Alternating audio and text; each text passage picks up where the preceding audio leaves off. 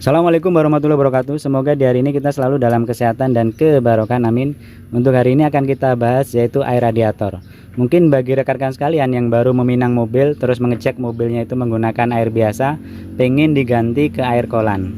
Atau ada beberapa pertanyaan di YouTube ya, yang dari rekan-rekan sekalian menanyakan, boleh tidak mas, kalau seandainya mobil saya ini yang tadinya menggunakan air biasa seperti air ledeng atau mungkin air aqua atau air galon, terus langsung saya ganti ke air kolan. Nah, untuk rekan-rekan sekalian yang ingin mengganti dari air biasa terus ke air kolan, itu ada beberapa tahapan yang harus kita lakukan, baik di dalam kita proses penggantian maupun ketika kita inisiatif langsung pengen kita ganti ke kolan.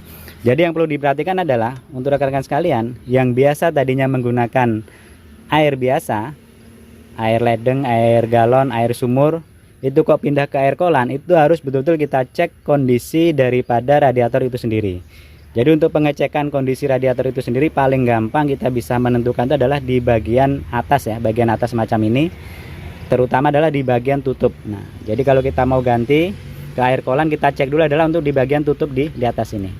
Ini saya menggunakan air AC ya, ini air AC saya gunakan. Jadi kita cek dulu adalah di bagian atas ini. Seperti ini. Nah kita cek adalah di sininya. Nah kalau seandainya di sini kita jumpain semacam ini kan tidak ada karat ya, jadi dia masih bagus, tidak ada karat semacam ini. Nah di sininya juga tidak berkarat, itu boleh langsung kita ganti ke kolan.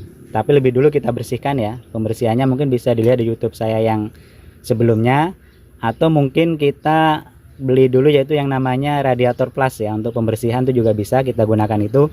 Atau kita tekniknya ya kita kocorin dulu untuk di radiator ini sehingga biar bersih semua, air biasanya bersih, terus kotoran-kotorannya bersih, baru kita ganti ke kolan. Nah kalau kita menjumpain adalah kondisi daripada kepala radiator kita ini masih seperti ini, jadi belum ada karat di bagian sini ataupun di bagian sininya, di bagian dudukan daripada untuk tutup radiator.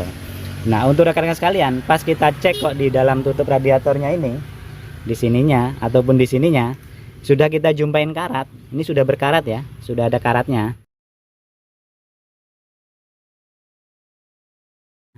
itu saya sarankan jangan diganti ke kolan, karena itu resikonya cukup tinggi.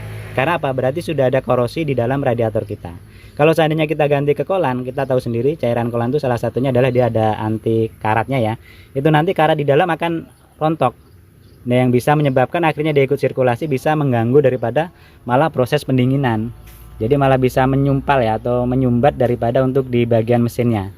Lebih baik kalau kita jumpain di radiator kita ini kok sudah timbul karat, itu saran saya lebih baik jangan diganti. Tapi kalau belum ada karat semacam ini, kalau kita mau ganti ke kolan itu boleh saja.